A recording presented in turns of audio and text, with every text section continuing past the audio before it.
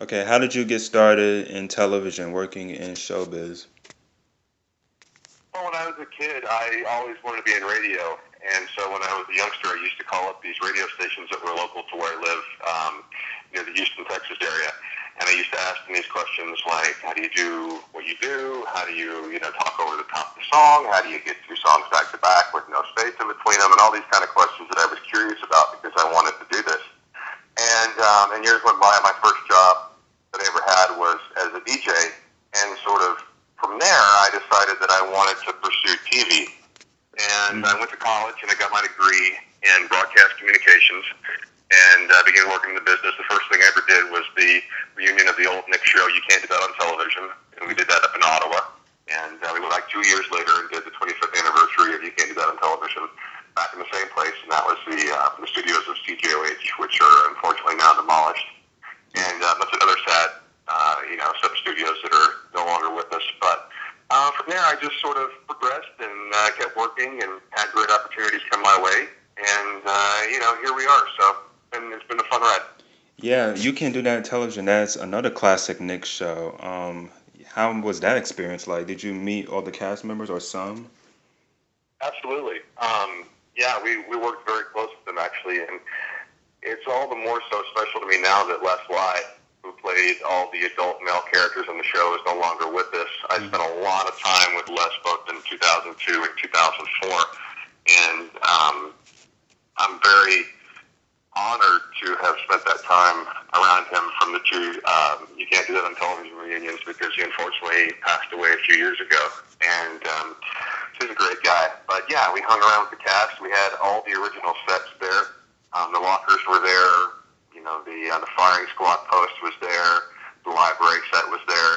And to walk in the studio where it was actually made and see that stuff sitting where it actually set 25 years prior was pretty cool. Really, that's so awesome. So, when you heard about Nick Studios, and you finally got the chance to go, you were kind of behind the scenes for Double Dare 2000. So, when you first stepped foot in the studio, what was it like to see the presence of it? I mean, there's such a presence with the studios. Let me just say, the first time I was ever in a television studio was inside Nick Studios, and I got the opportunity to shadow the executive producer of Double Dare 2000, Mm. and she had done the original Double Dare, and she had progressed to the executive producer of the new show. And it's funny because back when I was 15 years old, I was kind of sitting at home one day, and I had this website up. And back in those days, in the late 90s, the cool thing to do was to have an AOL webpage or a GeoCities Hmm. webpage or an Angel Fire webpage. And I had one, and I had some stuff on there about how I wanted to go into the business and how much I looked up to Mark Summers. And one day I'm sitting at home, I'm 15 or 16 years old, I can't remember, and I got a phone call from Mark. And he had happened to stumble upon that and I guess thought what I said was nice and decided that he would look my number up and call me and freak me out, which he did. And so Mark and I kind of became buddies after that, and he arranged for me to go behind the scenes of Double Dare 2000, which I was already planning to go to Florida to kind of just visit, and I had already become buddies with Jason from the mall tour. I went out and introduced myself to him there, and we hit it off, and so I was planning on going and just watching, like, from the audience, and he was kind of like, well, we can do better than that if you're already planning on going. So he put in a call, and I got to shout at the executive producer. So as a 16-year-old kid who grew up on the show and suddenly has, your childhood hero call you and then say, okay, I'm going to send you behind the scenes of the show because you're already planning on going, so let's make the best of it, was pretty, I still kind of sit around and it boggles my mind. And I wrote a book last year called Hosting for DJs, which is a book on emceeing for live DJs. It's kind of my venture back into that world. And Mark Summers wrote the forward to it, and he tells that whole story about how he just, he planned to just kind of call and freak me out, which again he did. So, but to go into the studio to answer your question, yeah, such a presence. When you see him for the first time, you kind of round that corner from where City Walk is now, and you see the big Nick Studios sign. It can really, I mean, if you're a fan of Nick Studios, and like you and I were talking about last night, you either get it or you don't, and the people that get it, it's really special to them. Um, it really is something to see. And to see the production go on there was really cool because, I mean, first off, everybody was so efficient, and to watch the show just sort of tick and happen was pretty amazing. But second to that, everybody was so unbelievably kind. And a lot of the same people who did Double Dare 2000 that I met when I was just sort of sitting in a chair in the corner of the control room, I stayed in touch with, and the ones that I didn't stay in touch with, a lot of them worked on My Family's Got Guts 8 years later, which I was a part of. And so I kind of went down and reintroduced myself to those folks, and a lot of them remembered me, and there were a lot of, hugs and embraces, and that was really nice too, because again, these are just really genuinely good people, and so it was nice to kind of be kind of officially inducted into that sort of circle at that point. So Yeah, I think from whenever you see promos on TV and they promote Nick Studios and every kid just wanted to go there, I have to go to that place. As soon as you stepped inside Universal Studios and you saw this big splat sign, you knew, oh my gosh, I'm here. So that must have been incredible for me and you, for everyone who got to see it. And another thing I want to talk to you about is how the studio tour. Can you describe what that was like when you saw the kids just waving down, and why was it cut short? Do you think you know why? well, the studio tour I always thought was really cool. I went to Nick Studios for the first time just as a youngster, and I did the studio tour, and I looked down on the sets of some shows, and I walked past the control room, and never would have thought that years later I would get to my first time in a TV studio, kind of get to hang out and shadow, and then 8 years later to come back and actually work there, because a lot of people don't know, but we actually did work in the old Nick Studios building when we did My Family's Got Guts. I mean, we had the whole Mm-hmm. thing other than where Blue Man is. And the tour was really cool. I mean, you don't see a whole lot of that kind of stuff, especially for kids. Shows that take today are pretty closed off, they're pretty closed sets. Yeah. And for legal reasons and for, safety reasons and what have you, it's all legit stuff. But Nick encouraged that back then. They had the fishbowls up top where you can look down on the shows and really see it happening, and you can be in the audience, and it's very interactive and very inclusive. And I think that was important because, as you and I were talking about, you really felt like, you were a part of it. You had a hand in it. You had a say in it. And as a kid, that was really special. Why the tour got cut short later on, I don't know. I mean, I was still pretty young at that point, and certainly had not been around. But I don't know. I know in the later years, when there was nothing taping there, this was like post Slime Time Live and post Yeah. Splat and all that stuff, they still continued the tour. The Mm-hmm. tour just consisted of Game Lab. You would walk in, and they would Yeah. walk you straight to Game Lab, and you would watch a show, and then you'd walk right back out. And it was kind of anticlimactic. I mean, it was cool because Game Lab still had the energy Mm-hmm. about it, and that was the thing. It was almost kind of strange because it felt like once you're in Game Lab, it's a hospitality show. They're going to do the show just the same, no matter if there's one person there or 50 people there or whatever. But because of that dynamic, it felt like no one knew that this thing was sort of, going away. You could walk in there and it was almost like a ghost town kind of thing. If you were to go to an abandoned town and find people there still doing what they would do as if the town were populated, is kind of what it felt like. Yeah. And Exactly. there were very few people that were still there. Oh. And so that's kind of what Game Lab felt like at the end, at least to me, which of course is no discredit to anyone because they still, pulled off a great show. But it was just a different kind of thing because there was nothing taping there. You walked in, you walked out, and that was it. Yeah. That was the tour toward the end, and I did get to see that quite a bit. Yeah, of course. And speaking of Game Lab, I think we all know what that is, the area where they test pilots and stuff out for the game shows, and where one lucky kid got to get slimed in the pool. To see the look on the kids' faces in the crowd, that must have been so exciting for everyone to see, for you to be a part of it. Is that true? I mean, I was never a part of Game Lab, but I watched quite a few of them, Mm-hmm. and definitely, it's a kid's dream come true to be blind. So, I would be there visiting friends that worked at the studios, and we would just kind of stand off to the side and watch Game Lab and hang around afterwards and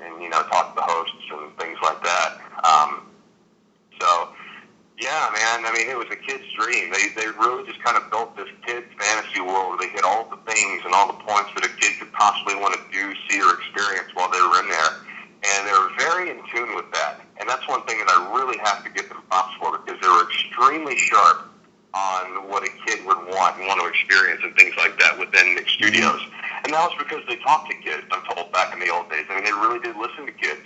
Yeah. And so that really made for that special sort of experience, because they really did take the kid into it and put it in. So, I really wish that I could have been around, 20 years prior, as far as my age, so that I could have, been around the early days of Nick Studios and seen some of those great shows be produced. But, I still feel very fortunate that I got to step foot in there, both when things were going on and afterwards, and come back and do, the other shows. So. Yeah, definitely. I feel as though the early years, 1990 through 95 specifically, were its prime years in which, the kids, they were just so full of energy, and it's just in popularity in that mode. I think that's what made it so successful and so popular at the time. The high 90s, early 90s energy that it provided, and the colorful and the wholesomeness, it was just awesome, really. It was. I mean, there was just a different energy back then. And I think it was just a combination of the timing, the location, and the people. I mean, the timing, everything was bright in the early 90s. Everything was fluorescent and neon and colorful and loud and fun. And you're coming out of the 80s, which was pretty, in the late 80s, they still kind of had that bright sort of carefree sort of thing. Yeah. And coming into 1990, and then here comes Nick Studios, and so it's something that no one's ever seen before. And it's just all totally brand new. And so now all these kids are totally stoked they can go in and see where all these shows are taped, like Double Dare and Think Fast and Total Panic and Kids Court and all this kind of stuff. And so that's really cool. Kids were pumped about that. And so it was just a different kind of time and energy, and I think all those factors kind of played into it. I mean, certainly I know for me as a kid, and you definitely, anyone, no matter what time you were born, you always look back on your childhood with a certain simplicity. But I think looking back at 1990 and like 92, 94, kind of in that era, there was no hindsight. It had never been done before to have that kind of facility there where you could go in and kind of be a part of all this stuff. And so you can't help but get excited about that. And so I know when I was a kid, they'd have the contest. I'd always write, my stuff on a postcard. Definitely. And so it was very, very, very a two-way road with the communication, between the audience and the network / studios. And there was no internet back then. I think that probably helped too, Yeah. You couldn't go online and look at pictures of the studios or look at, if it went around today, probably like streaming video of what's going on there or something like that. It had a mystique to it that you didn't get to experience unless you went there in person. Yeah, we talked about that. Again, go ahead. I was going to say, again, I think it goes back to the timing. It all just kind of fell into place just right. Yeah, and we talked about that last night too. It wasn't just the shows being taped there; it was all this activity that they promoted, like Nick Takes Over Your School, or Nickelodeon's Chief for a Day, the contest winners, P.O. Box Orlando, Florida, all of that stuff, really. Yeah, absolutely. And you got excited about that stuff. They had all these different things that you could participate in. Like you say, Nick Takes Over Your School, Nick or Treat, Super Toy Run, the original Slime Time, where you had the AT&T video phones. Not a lot of people remember that, but that was really cutting edge, where you could call in from this AT&T video phone into McDonald's, and you could be on the show. And if you won or lost or whatever, they would slime you with this virtual slime that would come down on your head from the video screen. So yeah, I mean, they're just so creative in using that space and using it for so many things that just involved kids. Yes, definitely. Did you have a favorite ride or attraction at Universal Studios? At Universal Studios, it would definitely have to be Back to the Future. Yeah, Back to the Future. Back to the Future. But I was a fan of all the classic rides. I'm really sad that they're down to E.T. now as the last, sort of original ride. I was really sad when they took Jaws out. That was a favorite of mine too.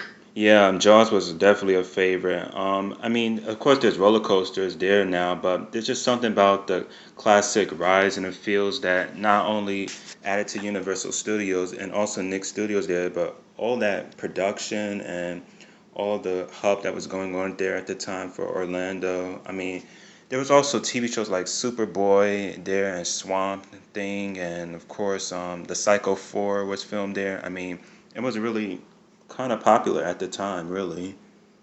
Yeah, there was a lot of production going on there in the early '90s, and it's a shame that that is not so much the case anymore.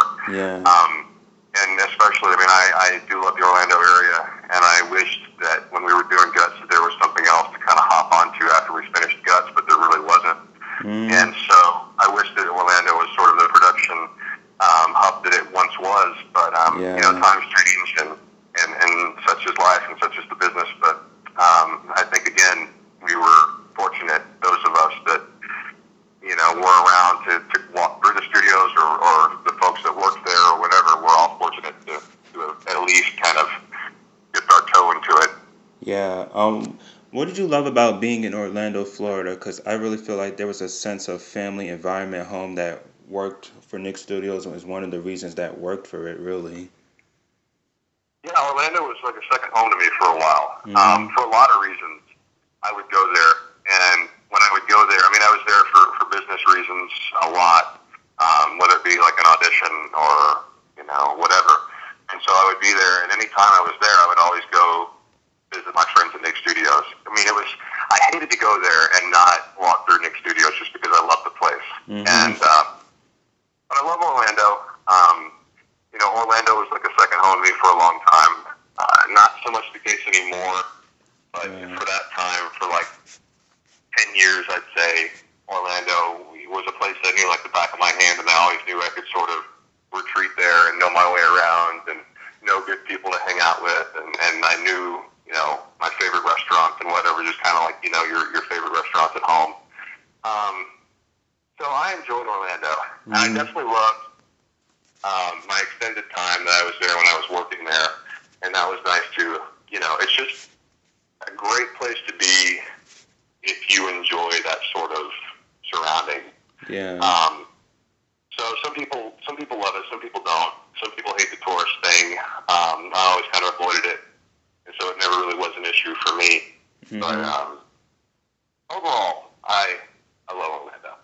Okay, that's cool. Yeah, I have family there, so I can understand where you're coming from. But Oh yeah, yeah, I do have family living there now, very cool. relatives. Yeah, but also in 2004, Nick Studios got a whole repaint job. What was that all about? Was that just to bring more life into the activity into the studio? Was that just to prove that there was still something going on there? You know, I don't know, and again, it's hard for me to comment because I wasn't really around too much at that time.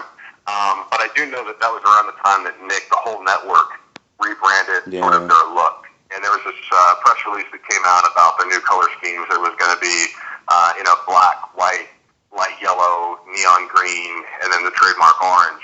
And they did these sort of new bumpers that were sort of bouncy and bulbous with the way they looked, and they used these colors, and everything kind of bled off the sides, and it was that sort of look that they used for a while. And it didn't last that long. No, it But didn't.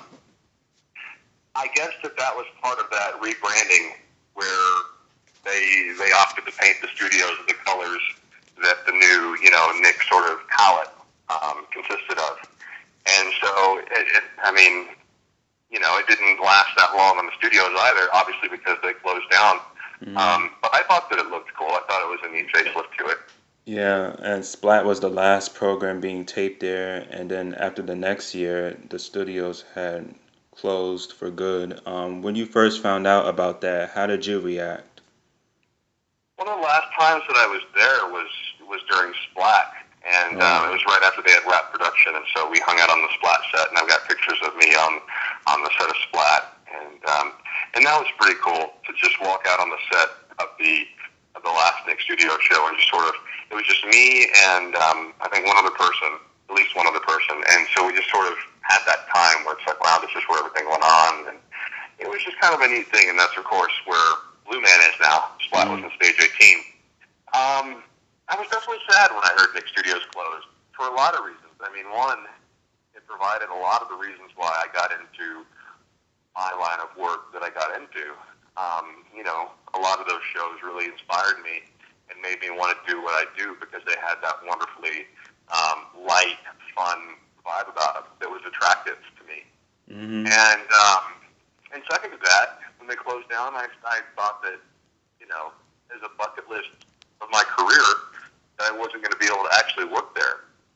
Yeah. And so that turned out to not be the case with My Family's Got Guts because, again, we did take over the building, and it's kind of, it counts on a technicality, but still we worked there. And so I still got to scratch it off. But back when we used to visit there and just kind of walk around, we used to go stand up on the balcony of Hard Rock. And have you ever stood up there and looked kind of across at the building? Yeah. Mm-hmm. I know exactly what you're talking about. Yeah. Yeah, it's a perfect view of Nick Studios. It's almost like they built it that way, just where you could look across at it. Mm-hmm. And so my buddy Adam and I used to stand across that balcony and just look across at the building and just sort of talk about, all the things that went on there and all the things that we wished we could have been a part of there and all the things that meant something to us that took place there. And just sort of say, like, within those four walls, this happened, and this matters to us, and this is why it matters to us, and this is why we appreciate this place. And wouldn't it be great if we got to work there one day? Yes. And so for like 4 years, we would be in Orlando. We were always in Orlando at the same time, and we would just kind of have that moment because we would, we would go eat at Hard Rock or whatever. We wouldn't plan to go do that, but one way or another, we would always end up around that area. So it was like, you want to go look at the studios? Yeah, okay. So we'd go up there and do it. And so, the last time we did that was when the building kind of had that white, look to it that it has now. Mm-hmm. And it was very sad because we were sitting there. It was sad. We were talking about how it's never going to come back. It's never going to happen. This is, it doesn't mean something to us, and it probably sounds ridiculous to anyone that doesn't really click with why this means something. But so we kind of had that conversation, and we used to talk about the people that we wanted to work with that were in there and all that kind of stuff. Well, fast forward to My Family's Got Guts. Again, we shot in the back lot of Universal Orlando, and My Family's Got Guts was shot in stage 23 and 24. But what a lot of people don't know is that we actually had stage 19 as well as the middle part of Nick Studios, which they refer to as stage 17, which has the offices and game lab and all that kind of stuff in it. Right. So we had all of that, and halfway through the production, our executive producer, Albie Hutt, who created Gut, took everyone to dinner at Hard Rock. And so we were out on the balcony, having dinner. And again, a lot of the people that worked on the classic Nick shows came back for Family Guts. And so we're all out there on the balcony having dinner. Mm-hmm. And, we just kind of slowly made our way to the balcony, not really thinking about this was our thing that we had done for so many years. And we were just sitting there talking, looking across at the building. And I kind of had the aha moment where I was sitting there thinking, wow. Okay, I get it now. All these years we've talked about wanting to work in this building and wanting to work with these people. And I told my buddy Adam, I said, turn around. They're all behind us. We're here. We're doing it. Yeah, that's really just cool right there. It was one of those moments that you could have never in a million years duplicated. It was one of those things that you remember for the rest of your life. Because all the people that we used to stand up there and talk about wanting to work with that were part of those old Nick shows were sitting behind us. And we were up there, we were a part of it now. And we were in the studios working. And it was just one of those things, man. It was just one of those things where you kind of pinch yourself and you say, how lucky can a guy be? Mm-hmm. I think it's interesting that you read that story because I think that's one of the reasons that made Nick Studios so special was that it was the place where you could just be all you can be. You can be a kid, that was the number one reason, the place where kids win. And even adults, they could just be a kid, of course. I think that's what I wanted you to come across, of course. Absolutely. Absolutely. I mean, they encouraged all the things that kids love to do. Kids love to get messy. Kids love to run around. Kids love to kind of one-up their parents because wouldn't you always love to do that because parents are in charge?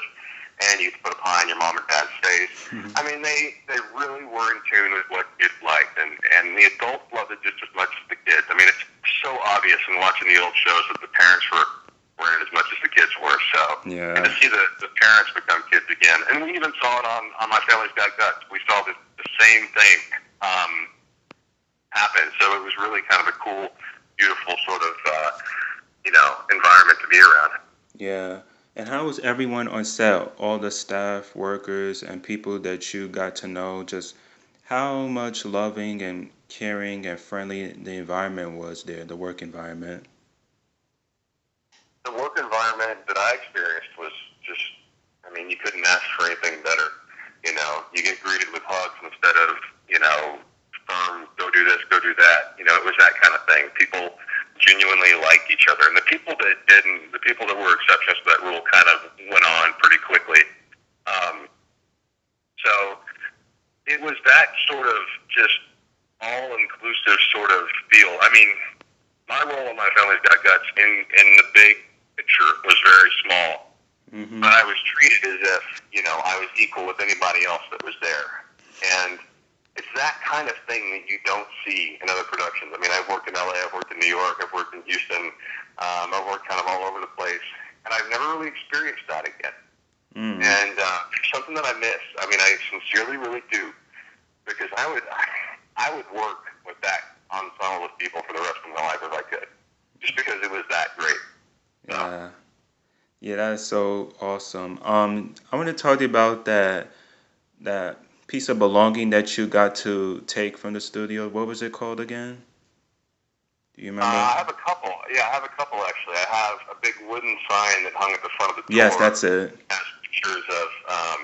pictures of Family Double Dare and Kids Court, and I think Eureka's Castle, and it shows all the different places you go on the tour. It's got pictures of Gat Kitchen. It's got pictures of um, Game Lab, which I think at that point was like an audition thing. It was very different.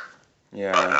I've got it's all on that sign, and I've got that, and that's like an enormous piece of plywood. It wouldn't fit in my house. It's in my storage building, and then I have I think this is what you're talking about. I have the sign that hung at the very bottom of the big staircase outside at the Yes, that's studio. it. Yeah, it hung on a rope that went across the stairs to get people to not go up the stairs, and it said Mm. "Hot Set Production Crew Only." And I have that. I own that, and it's very special to me to have, because the very first time I went to the studios just as a kid with my parents to just go, on vacation, long before I, got to shadow the producer for Double Dare 2000 or any of that stuff. I just went just as a kid, and I remember seeing that sign the very first time I went, Mm-hmm. and it hangs in my house now, so it's very special to me. And I was telling you last night on the back, you can see where they moved the sign when they were repainting, and Mm-hmm. there's like thumbprints of the Nick colors that they Yeah. were painting at that time on the back from them moving it and having paint on their hands. So you can definitely see the miles that sign had on it. Yeah, the back lot was pretty cool too. There was also the Soundstage 21, of course, where Guts was filmed, the schoolhouse where the kid actors would come and get tutored, and of course, all the production backlot tour was there, and lots of awesome stuff. Um, Again, did you have a favorite show that you loved seeing taped live there or seen on TV at the studios? Which show did you love watching the most? My favorite show that ever came out of the studios was definitely Double Dare. Yeah. Of course, Family Double Dare was the only one that taped at Nick Studios. Mm-hmm. Um, Unless you want to count, Super Sloppy that was at Universal. And Yeah. '89, which here's a little fun fact for you. Super Sloppy Double Dare taped in stage 23, which was where we did My Family's Got Guts. Right. That's where the Extreme Arena was. And so Mark actually came out to just kind of hang out for a couple of days. And I remember I walked out of stage 23 and Mark walked past me. And there's a sign right outside stage 23 that says Super Sloppy Double Dare on it. And we kind of stopped and looked at it, and he kind of told some stories. And that was pretty cool to just kind of, sit there and talk to him about that, and see him walk back into stage 23. So, I mean, I'm just a big geek with all this stuff. It just means something to me. But little things like that were cool. Yeah, and it's also Super Sloppy Double Dare was the very first show being taped at Universal or Nick Studios, really. So that's Right. really cool too. Again, what do you think was the best thing about Nickelodeon Studios? I think the best thing about Nick Studios was the all-inclusive sort of vibe for kids. And it didn't Hmm. matter what walk of life you came from as a kid. They found a way to make you welcome there. Yeah. You know what I mean? Like, it didn't matter if you were handicapped, or it didn't matter if you were different in some way, or it didn't matter, where you came from or whatever. If you were inside Nick Studios, you were just a kid there having fun. Yes, of course. Um, Would I you? think that's, I'm sorry, go ahead. Oh no, you can go ahead. It's all right. No, I was going to say, I just think that's what made it special. If you were there and you were kind of in that environment, um, you were just able to be a kid and cut loose. Even if you were sitting in the audience, I mean, they had great audience warm ups who would just Oh yeah. really, really, really just kind of have fun with the crowd. And so everything was sort of tailored to the kid mentality or the kid sort of way of thinking. Yeah. And more so probably in the early years, and I'm just again speculating because I was young then, but even in the later years when I was around there was still that same vibe. But I think that was probably the best part. Again, I think it all comes back to the location, the timing, and the people. It all just fit together like puzzle pieces. Yeah, I was young too when I visited. Oh, I almost forgot. The Gat Kitchen is another famous feature about it. The slime getting made and all the pies, the Gak Meisters, of course. How cool was Right. it? How cool was it to visit there? Or It was pretty cool. I saw the Gat Kitchen in action on several occasions, and it was a neat place. You walked in, there were these big blue doors that had an orange sign on it that said Gat Kitchen, excuse me. yeah. And then you had these big industrial mixers. You had these big racks of Cisco brand pudding and applesauce. Mhm. I remember that there was just like an endless supply of that because that was what was in this line, one or the other or both. And you had these big freezers, and you had the big sinks and all this kind of. It was just everything there was big, and so it was an extreme sort of little environment to be in. It was about the size of a walk-in closet, and the stuff they made out of there was definitely cool. But I mean, it was a small space, and I remember when I was walking around at Double Dare 2000, they had moved the Gat Kitchen, or at least the components of the Gat Kitchen, over to stage 20 or 21. I forget which one it was, but it's right across from stage 18 and 19, and so that's where they did all the Gat mixing, and that's where they stored all the props as well. So you kind of walked in there, and it was just this overwhelming sort of sensory overload of Nick props of different shows that were in there, and then all the Gat that was being mixed for different stunts that day, and it was pretty cool. I wish I would have been able to take pictures of that stuff because my memories are kind of, every year that goes by, you do new stuff and you kind of don't think about the stuff as much. And so I have a hard time visualizing what it all looked like, but I remember just thinking it was just the coolest thing to walk around and see. And I got to do that with Byron Taylor, the guy that designed all the sets for all the Nick shows. He and I just walked around after hours. It's like 9 o'clock at night and everybody was gone. And it was just Byron and I just walking around the set and walking around the stage across the breezeway where they stored all the props and the Gap stuff, and that was really special. Byron was very, very patient with me as a 16-year-old kid that had a lot of questions about the business and the different shows and things like that. And he's actually remained a good friend to this day. And he did My Family's Got Guts, so it was kind of fun to be back in the same room with him again too. Yeah, speaking of Byron Taylor, I would love to get an interview with him. He's just really like a key person that I would just love to hear about from him about the studios and whatnot. So that'd be cool to hear from him as well. Byron designed the studios. The Yeah, I architecture in know. front of the building, Byron designed that. And all the shows dating Yeah, back to the Philly days, like Double Dare and Finders Keepers and Think think Fast and fast. Make the Grade and all that stuff, he designed those. And he's just so unbelievably creative with Mhm. the stuff he comes up with. I mean, just the constant sort of creativity that comes out of his mind is mind-boggling. I just to tell you a story. When we were doing My Family's Got Guts, he had this tiny model made that he had made himself of the aggro crag, and it was Mhm. like spot on. And I have pictures of it. and it was the coolest thing. I mean, I would have never in a million years had the patience to put together something like that, but there it was, just a perfect scale model of the crag. And they did the same thing for Double Dare. I saw a picture of that online not too long ago. But yeah, Byron is just the nicest guy in the world too. I mean, you couldn't ask for a nicer guy. And so I think Byron is as much of a fan as he is, part of it. Oh. And he's awesome. He was on a rap party poster for Gus. In fact, there's a picture of him sliding down one of the slides that run the back of the crag, and it's got a headline that says "Even Byron has fun," and he's sliding down the slide. So he's a great guy. And speaking of the rap party, I think you have a funny story that you told last night about your name getting mixed up with another Josh person. Right.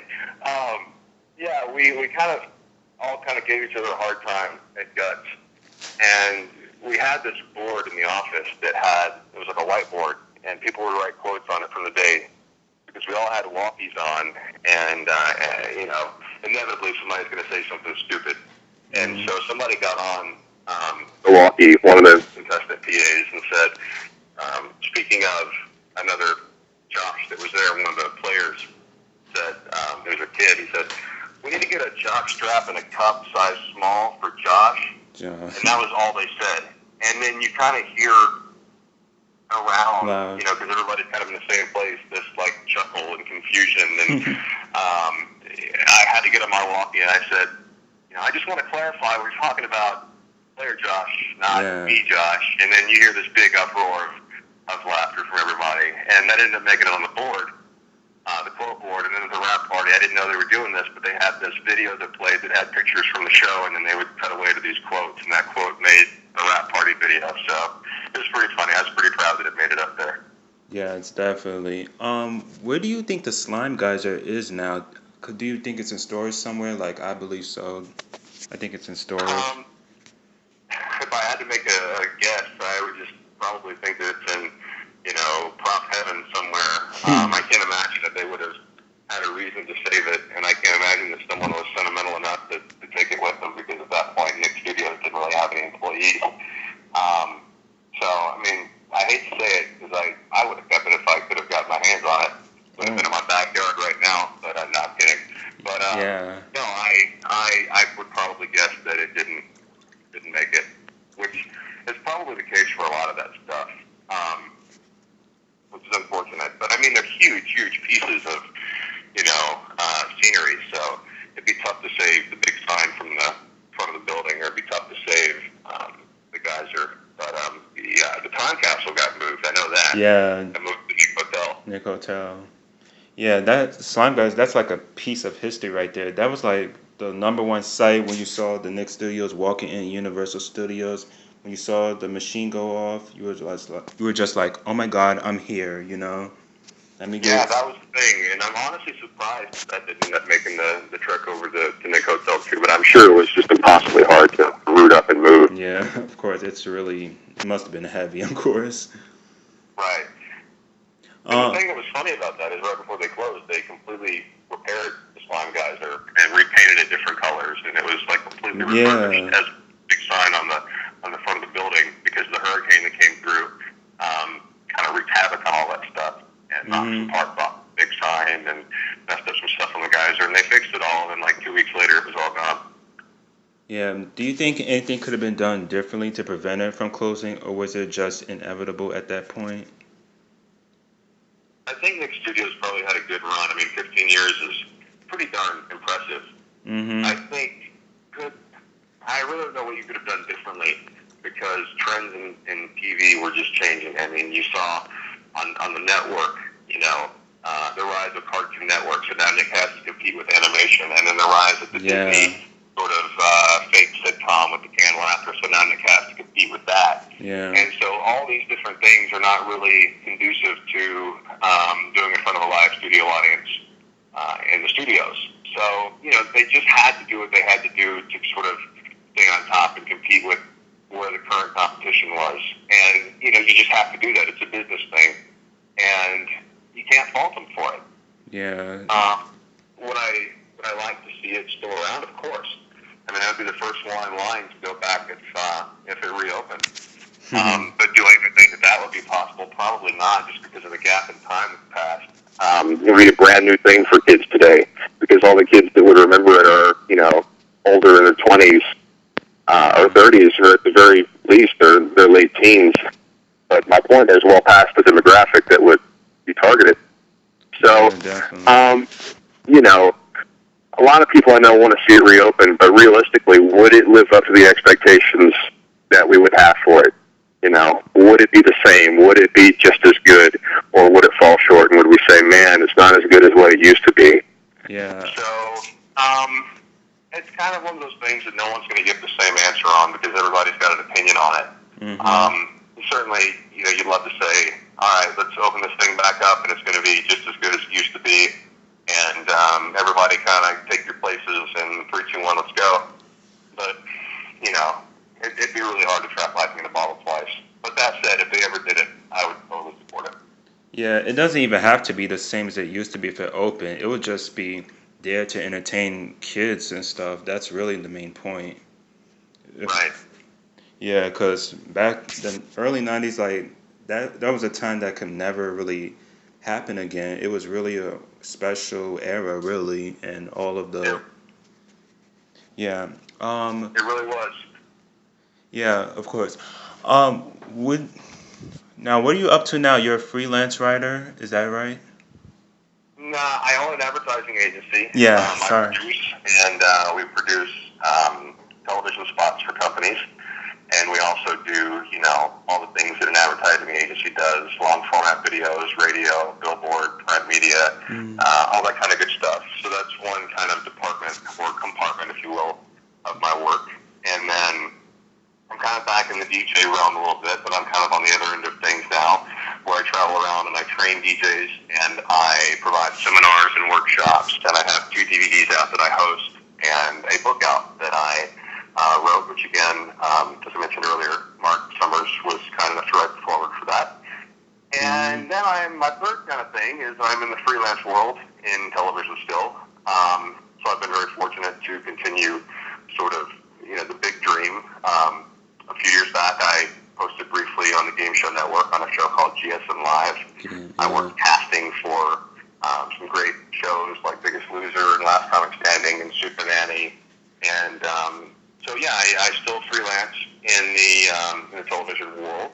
And so I do voiceovers as well. And I did a Foot Locker commercial not too long ago with James Harden and Chris Humphries. And so, that kind of stuff is fun. And I still definitely enjoy that. But, everything is fulfilling, and I love doing all the different things that I do. And I also do a family game show here near the Houston market called Family Knows Best, which is kind of my nod to all the shows that I grew up with and enjoyed, and sort of my outlet to kind of be a part of something that is similar to that. And it's, 2 families that play against each other in stunts and questions and games and all that kind of good stuff. And so that was a lot of fun to do as well.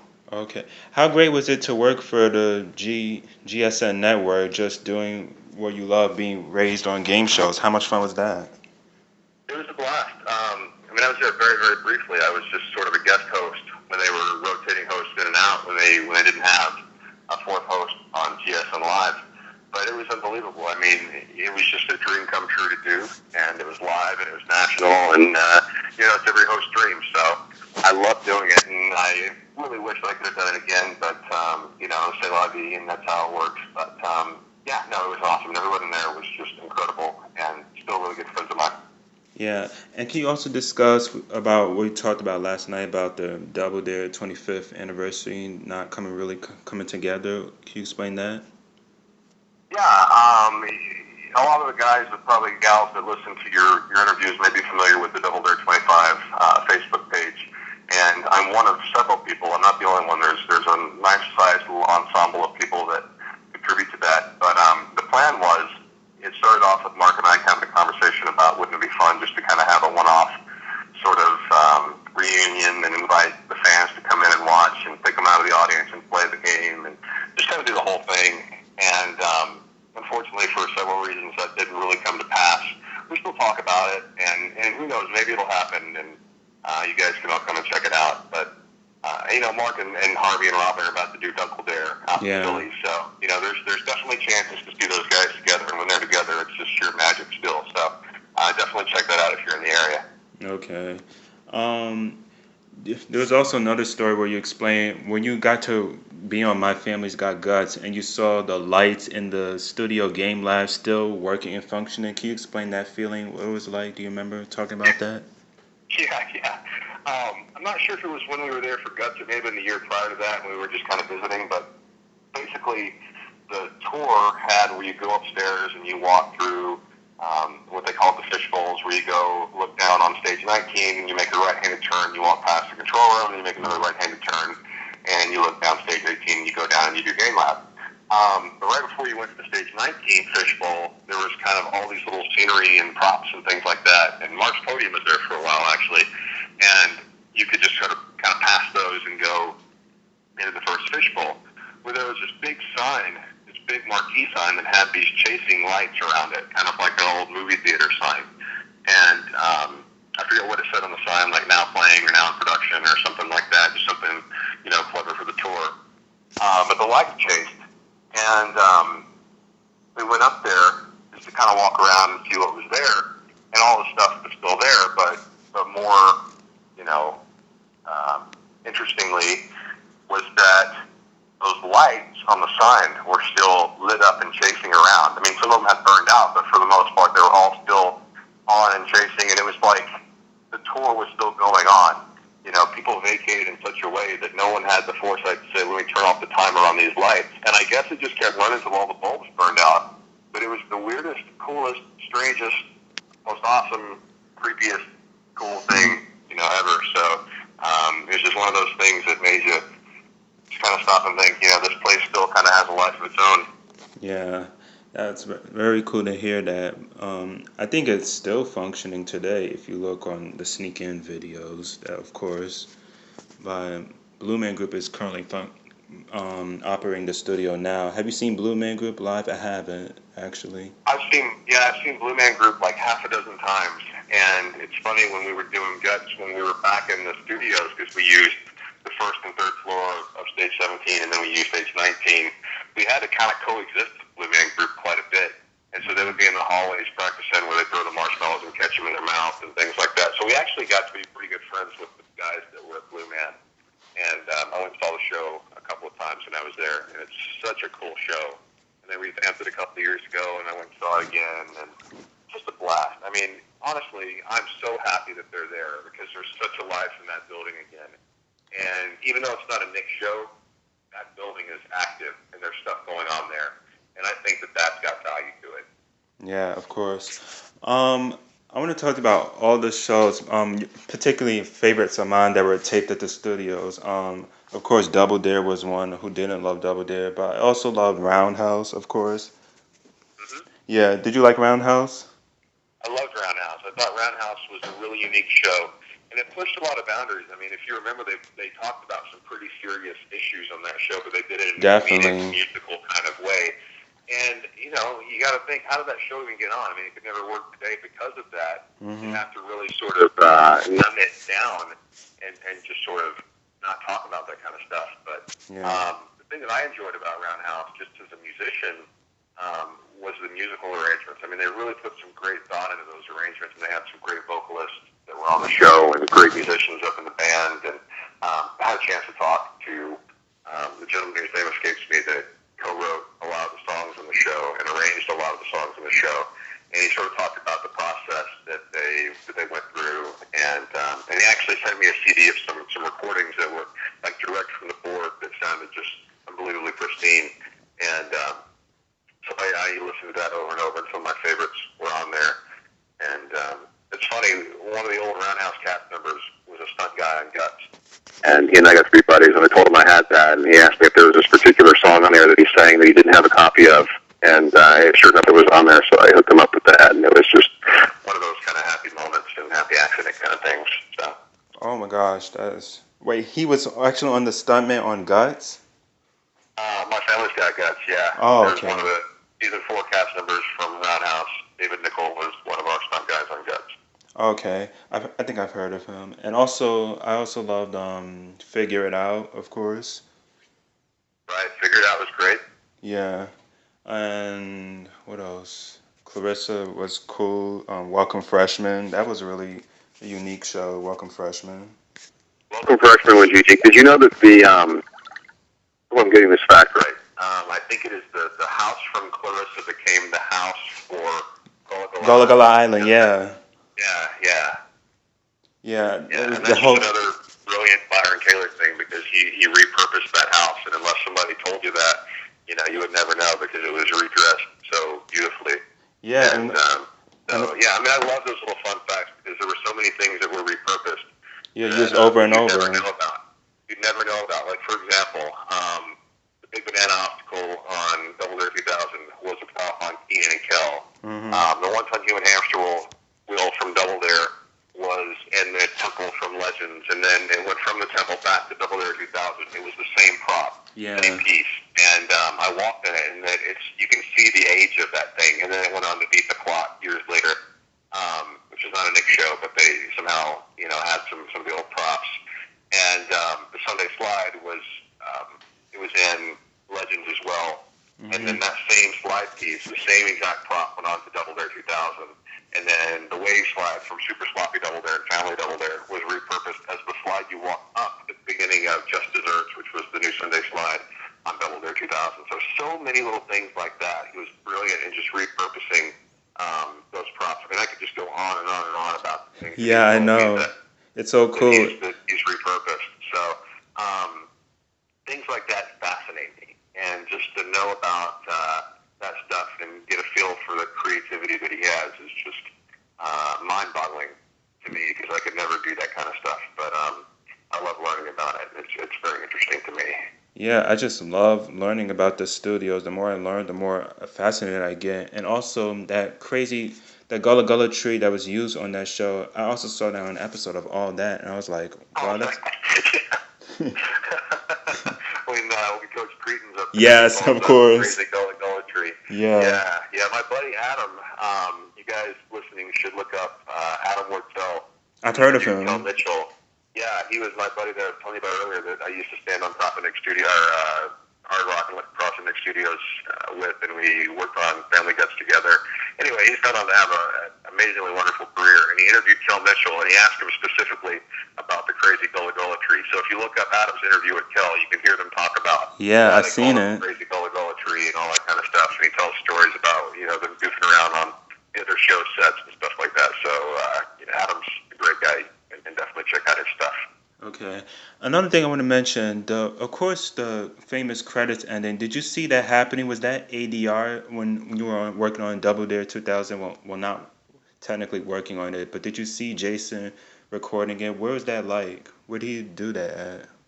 Or anybody? That was all. I mean, that was all done already. It was just a recording. We played the same one every time, and that was the way it was for all of them. Oh, okay. Because certainly at the point where in the credits where that would go, the crowd is roaring, and Jason's still out in the chorus playing with the family and doing whatever they're doing. So to have to step away from that and grab a mic and say the line would have been inconvenient and probably not very smooth and clear and whatnot. So they recorded it and they played the same one every time, and that went for all the shows. And I mean, from season to season, you would hear a new recording of it, but sometimes. But no, they definitely recorded that. And I Yeah. was sad that on Guts we didn't have some kind of my favorite Yeah. Guts was recorded in front of a live studio audience at Yeah, I always Universal wondered Studios at that. the very least. Yeah, I would have been happy to see that, but no, um, we didn't do that unfortunately. Yeah, that would have been really great to see, and it's something we haven't heard in a long time. I don't really think TV shows do that anymore, do they? Say You that. don't really hear that anymore. No, you really don't. No, of course. It's all. But I mean, most of the shows that tape now don't really have that No, they full don't. face up like big studios. They rent out a studio somewhere. So it'd be bizarre to say XYZ show was recorded at rented studio ABC in Burbank, California, or Culver City, California, or whatever. So yeah, that would be unusual. And that was another unique thing about Nick. It was just that hub, and you wanted to tell people it came out of there. Yeah, it's crazy how time changes. I think that's another thing that really urged tourists and people to go there was to see that happening, hear that famous ending. Yeah, I mean it's all just cross promotion, and it's every opportunity you can plug it, promote it, and advertise it, take it, and that's what they did. Yeah. And I mean every bit of that helped get people in there. So yeah, I mean everything from that to the promos to even at the top of some of the shows like Family Double Dare. Mark would Hmm. say we're here at the Nickelodeon Studios at Universal. So Yeah, yeah, Harvey saying all that that helped. is just amazing when Harvey Yeah, says for that. sure, Yeah, for but sure. yeah. Um, I You think should interview Harvey. You should find Harvey and interview him. I bet he would have some great insight about this stuff. I've actually contacted him. He said he was interested. That's awesome. I look Yeah. forward to hearing that. Yeah, me too. I guess that sums about everything. Is there anything else you want to mention? I think hope we cover everything. Well, I think just from kind of an inside, perspective, I think that a lot of people may not have ever gotten a chance to sort of go into, the main behind closed doors sort of areas of Nick Studios. Um, and it was sort of arranged in a unique, sort of cool way. A lot of people don't know this, but the front door to Nick Studios, and it had one, was in the back lot, and there really was a front door that you walked in. And No. yeah, so Nick Studios had a front door, and it was right between the two stages. It had a big orange logo on it, and you would walk in, and there would be a long hallway, and there was a phone right to your left, I remember, and a phone and a fire extinguisher. Mm-hmm. And so there'd be sort of like a directory of extensions and departments right there. And then directly in front of you, like if you would walk probably 30 feet, was an elevator. Yeah. If you turned to your left, you would walk toward where all the dressing Yeah. rooms were. And there were like 6 or 7 or 8 dressing rooms all in a row, and they had blue doors and a big white logo on it that said dressing room 1, dressing room 2, etc. And they would have a shower inside of them, and there was just a small little room. And if you turn from there, you can go into stage 18, or you can go into the makeup area, or the GAT kitchen, or the wardrobe area. But Yeah. if you kept right, you could walk to where the big wall of plaques was. And that's one thing you and I didn't talk about that we talked about last night, was that there was this big wall of plaques on one big long wall, and it had these gold plaques that had a logo from every show that ever taped there. Mm-hmm. Years that they taped. If you go on YouTube, I put together some home movies basically that show all this stuff. I think if you search behind the scenes of Nickelodeon Studios, you can pull up the video. It's Oh yeah, I've from seen it. this other site, ComeOnFlank.com, but that's who hosts it. But there were like, I don't know, 30, 40, 50 plaques that just had all these different shows, and pilots were there too. So there were shows that I had never even heard of. Yeah. There were shows like there was one called Yeah. Tuned In that I remember, and all these different shows that I had never heard of that big pilots there. Yeah. Have you heard of that Flyers. best of NSF Florida video? Have you seen that? Yeah. And there's another one called Slime Survivor that was Mm-hmm. in, I think, 2000. And all these different shows were up there, but everything from 1990 through 2005 had a plaque up there. And so it showed the entire history. But directly behind you were these lockers that all had different little patterns painted on them, like the peanut patterns from Mark's Podium, little zigzags and things like that. And that's where people that work there put their stuff. But if you kept going around sort of the square, there was the green room, and so the green room was just all these wacky colors, and it had all these different funky couches in it, and video games, and it was just a really cool place to hang out between Yeah. shows. And we actually hung out there quite a bit when we were doing My Family's Got Guts, because it was still there, and it was still like decorated exactly the way it was in the Nick Studios days, which was bizarre because it hadn't been used in some time, but we spent quite a bit of time hanging out in there. Yeah. And then That was another cool thing because they also had that in the studio tour entrance where kids where they were waiting outside they get to play on the game consoles like Sega Genesis. So that was really cool. They Yep. added that too. Yep. And so, yeah. Are you talking about the ones that were outside in the Yeah, QLab? outside. Yeah, game lab of course. Yeah. Yeah, they had those out there, and then the actual green room They had like arcade games and like Yeah. Nintendo's, 64s later on and whatever. And then if you kind of kept going from there, you could walk to stage 19. But all along the walls, it would have pictures of Nick shows and big murals and things like that. Um, had stuff that had been taped there. And in fact, there's still a big mural of Wienerville that's on the wall there. So it's pretty cool. And on the second floor is where the control room was. And you get off the elevator, and the control room's right there. And you have the audio room, and then you would have the gigantic Nick Studios wall, the big mural that had the big Nick Studios logo on it. And all the cartoon characters. Yeah, there were a bunch of Ren and Stimpy characters, and Powdered Toast Man was up there on the wall. And, I mean, the artwork up there was insane. Yeah. And then at the end of the room, at the end of the hallway, was a big room of tapes where they would have the masters of all the stuff that was, taping at that time. Yeah. And then there was like the audio suite room, the editing suites, and things like that. So that was really kind of the technical space. And then on the third floor was a big conference room and a bunch of offices. And those were the same. I mean, we used the offices up there for My Family's Got Guts.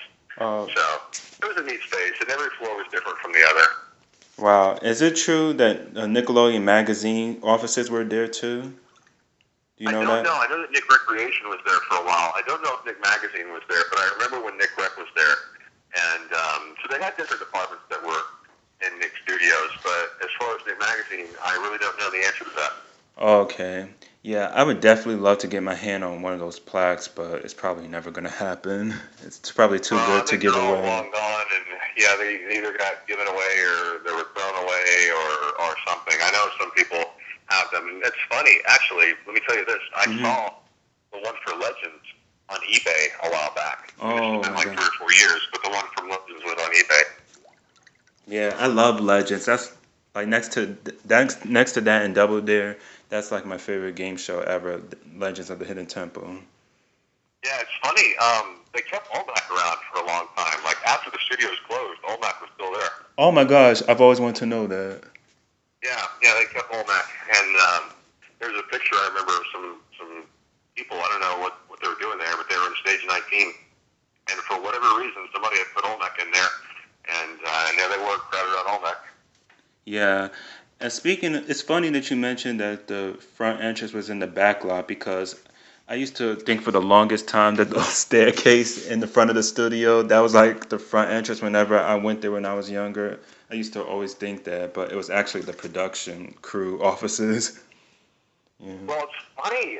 The staircase leads up to that balcony. Yeah. But on the floor, they would use that balcony to transport people in wheelchairs to go from one door to the next, so that they couldn't go down the escalators. That's so they could get up the elevator to go back down to Game Lab. So I mean, they used it for other stuff, but primarily, they would go out there and go back around. So. Wow, that's another interesting fact I just learned. Yeah, it was funny when we were doing Guts. We tried to find our way out to the balcony from the third floor, and we couldn't do it.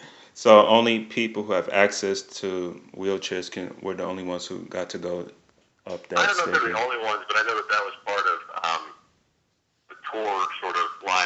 And the weird thing about Nick Studios is there's so many like hidden hallways and rooms and things that you can't access from the production side of things, and vice versa. And they had it that way so that people from the tour couldn't like stumble upon the work environment. But at the same time, it's hard to, if you're looking for the tour stuff, to get into it, because there's no like door that you can walk from the production side into the tour side or anything like that. You have to start at the very bottom and kind of work your way up and go around. So it was very unusual, and it's very hard to find those kind of hidden tunnels that, especially on the first floor, that lead all to that stuff. Yeah, I think all of this, what we just talked about, I think that was the message for Nick Studios, the world's first headquarters for kids. So yeah, I think. Yeah. Definitely. I think that about sums up everything. I hope we talked about everything. It was so great talking to you, Josh. We're like, really. You too, Bilal. And I want to tell you, man, I really appreciate that you have such a passion for Nick Studios, because, like I said before, people either get it or they don't. And, some people it might not mean anything to, but for kind of a select group of people, it means a great deal to. And what you're doing by keeping this alive, by talking to the people that work there, is keeping that legacy keeping it alive, and I think that's something that you should really be commended on. And as somebody that appreciates the building and got to work there, I appreciate that. So thank you for what you're doing. Oh, really? That just means a lot. Thank you so much, and thank you for talking with me because it's really nice to hear your stories and hear how you're passionate about the building as well. So that's really good too. Well, thank you, and I appreciate you asking me to do this, and I appreciate your time and energy and putting this all together. So thank you. All right, cool. Well, I'll talk to you later, I guess. All right, take care. Have a great night. All right, you too. Bye.